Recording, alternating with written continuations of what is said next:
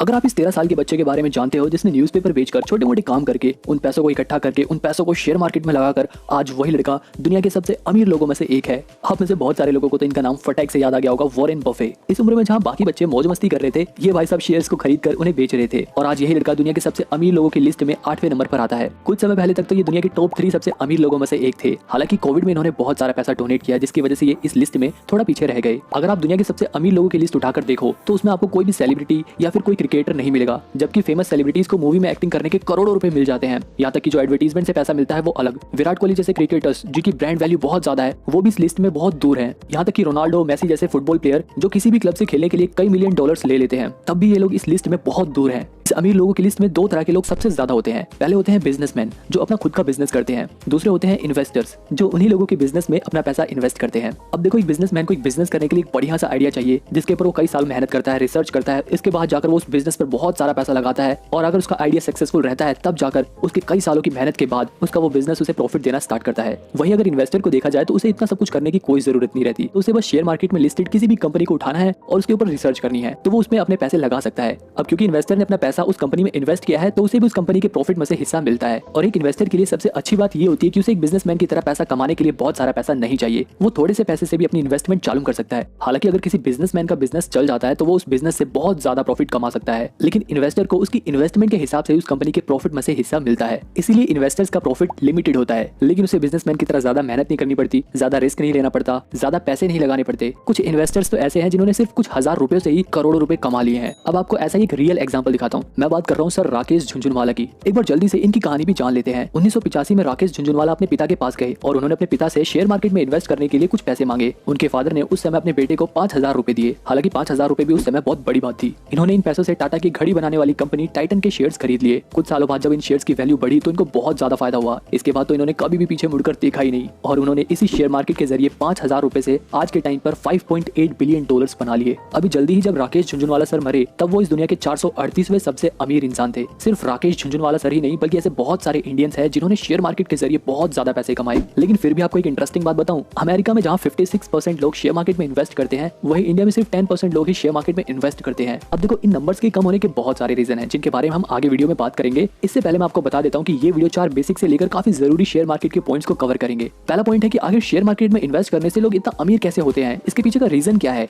दूसरे पॉइंट में हम बिल्कुल बेसिक तरीके से जानेंगे कि शेयर मार्केट क्या होता है, शेयर्स क्या होते हैं, शेयर मार्केट में इस्तेमाल होने वाली सभी बेसिक टर्म्स के बारे में जानेंगे। तीसरे पॉइंट में हम ये जानेंगे कि पैसे बैंक में रखें या उनकी एफडी कराएं या फिर किसी प्रॉपर्टी में इन्वेस्ट कर दे या फिर उन्हें शेयर मार्केट में इन्वेस्ट करें, कहां पर अपना पैसा लगाना सही रहेगा। इसके बाद फोर्थ पॉइंट सबसे इंपॉर्टेंट रहने वाला है क्योंकि इसके बारे में अगर किसी को नहीं मालूम तो आपको शेयर मार्केट की कितनी भी नॉलेज हो सब बेकार है। पॉइंट नंबर 1, आखिर वॉरेन बफे से लेकर इंडिया के राकेश झुनझुनवाला शेयर मार्केट से इतने अमीर कैसे बने, इसके पीछे का रीजन क्या है। इसके पीछे का कारण है टैक्स सेविंग। इसे एक एग्जांपल से समझते हैं। सपोज करो ये है राजू, इसने 2021 में अडानी पावर लिमिटेड कंपनी के 1000 शेयर्स खरीदे जिनकी एक शेयर की वैल्यू लगभग 100 रुपए थी। यानी कि राजू ने टोटल 1 लाख रुपए इन्वेस्ट किए। एक साल बाद जब इन शेयर्स की वैल्यू 100 रुपए से 400 रुपए पहुंच गई तब इन्होंने अपने शेयर्स को बेच दिया। अब देखो, राजू के पास 100 रुपए का एक शेयर था और टोटल 1000 शेयर्स थे, यानी कि 1 लाख रुपए के शेयर्स थे। 2022 में जब वो 100 रुपए का शेयर 400 रुपए का हो गया तब उसकी 1 लाख की इन्वेस्टमेंट 4 लाख रुपए की हो गई। मतलब राजू को 1 लाख रुपए शेयर मार्केट में लगाने से 3 लाख का प्रॉफिट हुआ, वो भी सिर्फ 1 साल से थोड़े से ज्यादा समय में। अब राजू अगर अपने इन शेयर को ठीक 1 साल बाद बेचता है तो उसका ये profit long term capital gain के अंदर आता है और लॉन्ग टर्म कैपिटल गेन पर 2018 तक तो कोई भी टैक्स देना ही नहीं पड़ता था। मतलब ये टोटली टैक्स फ्री रहता था। जितना आपका प्रॉफिट है आप अपने घर ले जाओ, सरकार 1 भी रुपया नहीं लेती थी। लेकिन बाद में गवर्नमेंट ने अपनी कमाई करने के लिए इस पर 10% का टैक्स लगा दिया। अब अगर इस हिसाब से देखा जाए तो 3 लाख के ऊपर 10% टैक्स 30,000 रुपए होता है। एक आम आदमी की सैलरी लगभग 20 से 25,000 रुपए होती है। इंडिया में तो कई लोगों की सैलरी शायद इससे भी कम हो। यहाँ पर राजू के पैसे ने उसे एक आदमी की पूरे साल भर की कमाई, पूरे साल भर की सैलरी जितना पैसा खुद ही कमा कर दे दिया। इसी तरीके को कहते हैं अर्न मनी फ्रॉम मनी। लेकिन ये तो सिर्फ एक छोटा सा रिटर्न है। सपोज करो अगर राजू अपने पैसे को 10-15 साल तक उसी कंपनी में इन्वेस्ट करके रखता है तो हो सकता है जो शेयर आज 400 रुपए का है वो अगले 10-15 सालों में 4000 रुपए का हो जाए। जो अभी प्रॉफिट उसको लाखों का हो रखा है वो कई करोड़ों में बदल सकता है। बस शेयर्स को खरीदते वक्त ये ध्यान रखना है कि उन शेयर्स को लंबे समय के लिए इन्वेस्ट करो। हाँ, अगर बीच में बहुत ज्यादा रिटर्न मिल जाता है और अगर आपको जरूरत है तो उन शेयर्स को बेचकर प्रॉफिट बनाया जा सकता है।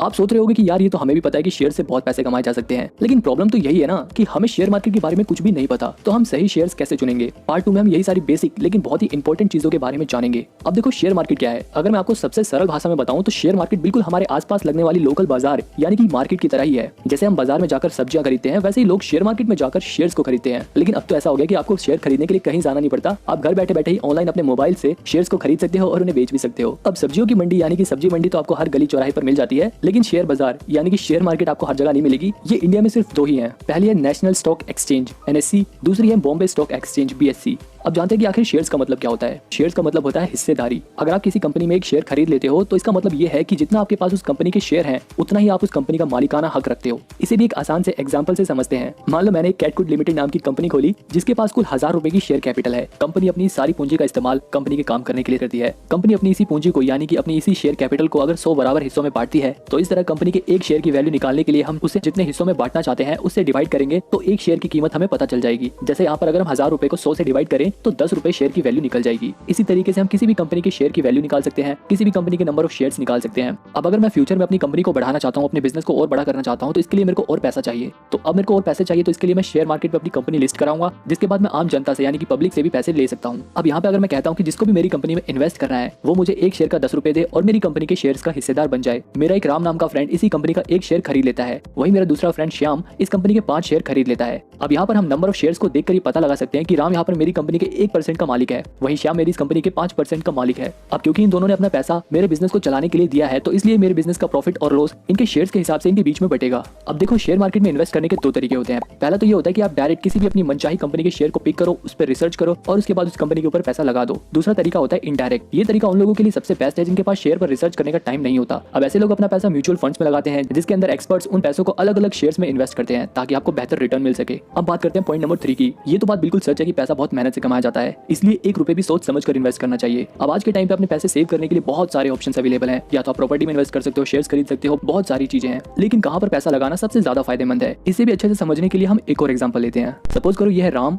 श्याम, राजू, बाबूराव और तोतला सेठ। अब सपोज करो इन सभी के पास 1-1 लाख रुपए हैं। राम अपने 1 लाख रुपए को बैंक में जमा करा देता है, श्याम अपने 1 लाख रुपए की FD करा देता है, राजू अपने 1 लाख रुपए के शेयर्स खरीद लेता है, वहीं बाबूराव अपने 1 लाख रुपए की गोल्ड ज्वेलरी खरीद लेता है और तोतला सेठ भी अपने 1 लाख रुपए की प्रॉपर्टी खरीद के उसमें इन्वेस्ट कर देते हैं। अब देखा जाए तो राजू के पैसे बैंक में सिर्फ 4% इंटरेस्ट रेट के हिसाब से बढ़ेंगे, यानी कि उसे सिर्फ 4000 रुपए इंटरेस्ट के तौर पर मिलेंगे। वहीं श्याम ने जो 1 लाख रुपए की FD कराई थी उस पर 8 से 10% का इंटरेस्ट मिलेगा, यानी कि 5-6 साल बाद लगभग उसे 61,000 रुपए इंटरेस्ट के तौर पर श्याम को मिलेंगे। मतलब 5-6 साल बाद उसके 1 लाख रुपए 1,61,000 रुपए हो जाएंगे। राजू के केस में जैसा मैंने आपको ऊपर वाले एग्जांपल में बताया था कि राजू ने 1 लाख रुपए शेयर मार्केट में लगा दिए और उसने कैसे एक ही साल में 300% से भी ज्यादा का रिटर्न कमाया। अब राजू ने क्योंकि अपने 1 लाख रुपए शेयर मार्केट में लगाए हैं और जैसा कि मैंने आपको ऊपर वाले एग्जांपल में बताया था कि कैसे शेयर मार्केट में पैसा लगाने से एक साल में 300% से भी ज्यादा का रिटर्न मिला था। अब चलो मान लेते हैं कि हर साल 300% का रिटर्न मिलना बहुत मुश्किल है। ऐसा मान के चलते हैं कि पहले साल में कोई रिटर्न ही ना मिले, दूसरे साल में भी रिटर्न ना मिले, लेकिन अगर कंपनी अच्छी है तो 2-3 साल में कोई भी कंपनी अच्छा खासा रिटर्न दे सकती है। फिर भी हम ऐसा मान के चलते हैं कि एक साल में 300% का रिटर्न नहीं बल्कि 5 साल तक पैसा लगाने के बाद उसे 300% का रिटर्न मिला, मतलब उसके 1 लाख रुपए 5 साल बाद 4 लाख रुपए हो जाएंगे। वहीं बाबूराव के केस में देखा जाए तो उसने 1 लाख रुपए अपने गोल्ड में जो इन्वेस्ट किए हैं तो गोल्ड का रेट यूजुअली 5% के रेट से ही बढ़ता है। वहीं तोतला सेठ के केस में देखा जाए तो वैसे तो प्रॉपर्टी में इन्वेस्ट करने के लिए बहुत ज्यादा पैसे चाहिए होते हैं, लेकिन अभी के लिए सिर्फ तोतला सेठ 1 लाख रुपए में किसी सस्ती जगह को देखकर वहां की जमीन खरीद लेते हैं।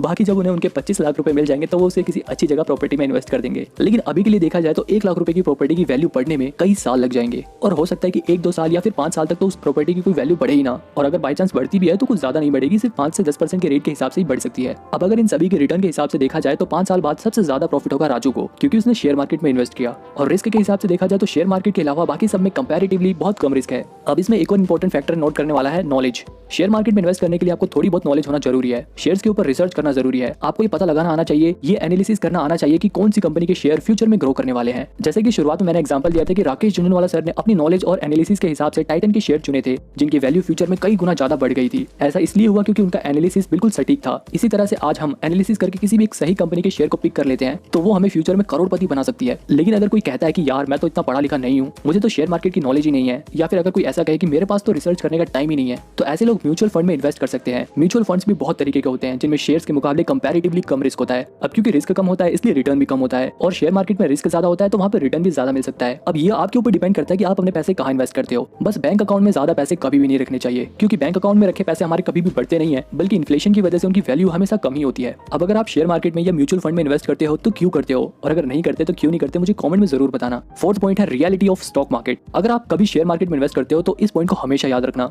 शेयर मार्केट बिल्कुल जादू की तरह है, जो रातों रात किसी को भी करोड़पति बना सकता है तो किसी को भी बिल्कुल रोड पर ले आता है। ऐसे बहुत से लोग हैं जिन्होंने शेयर मार्केट में पैसा लगाया और आज वो दुनिया के सबसे अमीर लोगों में से एक है। लेकिन ऐसे भी बहुत सारे लोग हैं जो करोड़पति से एकदम कंगाल हो गए हैं। इसका सबसे बेस्ट और रियल एग्जांपल है रिलायंस कैपिटल का शेयर। 2 जनवरी 2007 में रिलायंस कैपिटल का शेयर 704 रुपए का था और 6 अगस्त 2007 में रिलायंस कैपिटल के शेयर की वैल्यू 2161 रुपए हो गई। मतलब 8 महीने में ही इस शेयर की वैल्यू 300% से भी ज्यादा रेट से बढ़ी थी। इस टाइम पीरियड के बीच में जिन लोगों ने अपने पैसे लगाए थे वो लोग करोड़पति बन चुके थे। लेकिन इसके बाद शुरू होता है शेयर के वैल्यू के गिरने का सिलसिला। अगले 2-3 महीने तक लगातार इस शेयर की वैल्यू गिरती रहती है और अगस्त में जो शेयर 2100 रुपए का था उसकी वैल्यू अक्टूबर 2018 तक आते आते 400 रुपए हो गई थी। मतलब 3 महीने में ही 500% की वैल्यू गिर गई थी। और इतना ही नहीं, इसके बाद इस शेयर की वैल्यू गिरते गिरते आज के टाइम पे इस शेयर की वैल्यू लगभग 16 रुपए हो गई है। मतलब अगर इस शेयर ने कई लोगों को करोड़पति बनाया तो ये बात भी बिल्कुल सच है कि इसी शेयर ने बहुत सारे लोगों को कंगाल भी कर दिया। हालांकि इस लॉस को देखकर ये सोचने की बिल्कुल भी जरूरत नहीं है कि शेयर मार्केट हमारे लिए नहीं है। अगर हमने भी अपना पैसा लगाया तो हमारे भी पैसे डूब जाएंगे। लेकिन देखो, ऐसा बिल्कुल भी नहीं है। यहाँ पर मैक्सिमम इन्वेस्टर ने अपने शेयर को सही टाइम पर सेल कर दिया होगा, जिसकी वजह से उन्हें कम लॉस हुआ होगा। और ऐसी सिचुएशन में इन्वेस्टमेंट का सबसे बड़ा रूल काम आता है, don't put your all eggs in one basket. मतलब कभी भी अपने पैसे सिर्फ एक कंपनी के शेयर खरीद कर और उस कंपनी के सक्सेस के ऊपर डिपेंड नहीं रहना चाहिए,